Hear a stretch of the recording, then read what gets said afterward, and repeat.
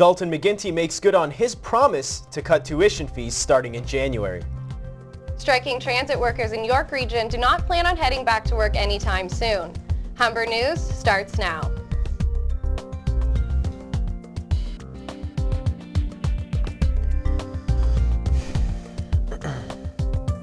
Hello, it's Thursday, November 17th. Welcome to Humber News. Coming to you from the Broadcast Center here at the North Campus, I'm Dino Pasalic. Thanks for joining us.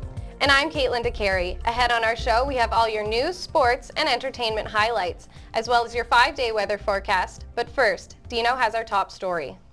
Premier Dalton McGuinty is definitely the big man on all campuses today as he announced tuition cuts for 86% of students.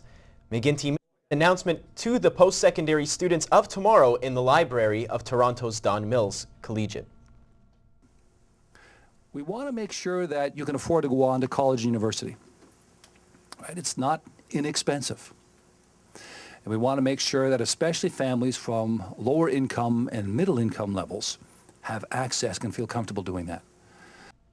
McGuinty says students in families earning less than $160,000 a year are eligible for his new grant. College students can expect a reduction of $730 a year, and university tuition is to be reduced $1,600 a year. It's making my parents pay less than because of the job layoffs as well. So I'm so excited. Not mind-blowing, but $700 is a good save. It's good, I'll give it that, but it's a drop in the bucket. This is my last year and now you guys decide to cut tuition. What about us? What about when I'm done? I'm gonna have to pay back all that money I paid for the past 4 years. I don't like that. Could we get a refund? When asked how he would pay for the tuition cuts, McGuinty didn't have a clear answer. He hopes to implement the cuts for January 2012. Students at Humber College walk the halls every day representing 99 countries. The director of the International Center, Christiane Farzali, says this is a new record for the college. Last year, students at Humber represented 84 different countries. Farzali says it's a trend for students to look elsewhere for post-secondary education, especially if they live in countries where the educational system is weak. Farzali says the students are also looking for the best opportunities for immigration. Countries added to the list this year at Humber include Argentina and Aruba, and many African countries including Mali, Malawi, Liberia, and the Central African Republic. Toronto's first Afrocentric high school has been approved by the Toronto District School Board. It was a controversial motion, but not a close one last night, as it passed by a vote of 14-6. The Afrocentric Elementary School, which opened in 2009, has produced above-average provincial test scores and has a waiting list of about 20 students. The program was originally created to address the 40% dropout rate among black students. The high school is expected to open for September 2012, but the TDSB has yet to choose a location. A 3-year-old girl is in critical condition after falling from a 6th-floor balcony this morning. Police are investigating the incident, which occurred at 4:30 a.m. at Midland and Eglinton. The child's mother would not allow police onto the property, so officers climbed onto the women's balcony from a neighboring apartment and smashed a glass door to enter. The 24-year-old woman was taken away from the scene for questioning. The 3-year-old child is currently undergoing surgery at Sick Kids Hospital. She has serious head injuries.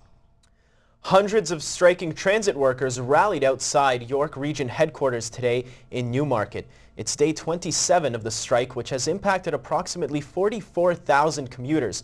Workers have made it clear they are not going back to work anytime soon. Humber reporter Nicole Bogart was at the rally. York Region transit workers stood their ground today during a rally outside York Region headquarters, where City Council met to discuss the strike. Hundreds of YRT and Viva bus drivers walked off the job due to issues over wages, benefits, and working conditions. Workers are frustrated that it has been 27 days with no developments. Viva driver and Humber graduate Alistair Sutter wants the region to take ownership of the situation. Companies are not interested in their drivers. They've made it very clear that they haven't been picking up the phone and saying, we need these drivers back. We understand what they mean to us and we understand what they mean to the community. There's no effort being made, so obviously they don't care about us as much as we care about the community. The Amalgamated Transit Union Local 1587 represents First Canada and Miller Transit workers who operate 80 routes in the GTA. President Ray Doyle says bridging the pay gap between YRT workers and other Toronto transit workers could be the solution. We are not asking for the world. We have not in any way, and I want to make it perfectly clear, we have never asked for parity with past that. What we are asking that the 40% gap between the two at least be closed up to a reasonable amount. Struggles are far from over for both commuters and the union as the strike moves into the 1-month mark. The municipality is urging both sides to return to the bargaining table. Humber News, Nicole Bogart. When we come back, we'll have more news from around the country and the world. Summer Ismail will have the sports, and we'll have your full weather forecast with Aaron Best. The snow may finally be upon us with wet flurries later today, and I have a negative feeling about the next few days. We'll have your 5-day weather forecast right after this.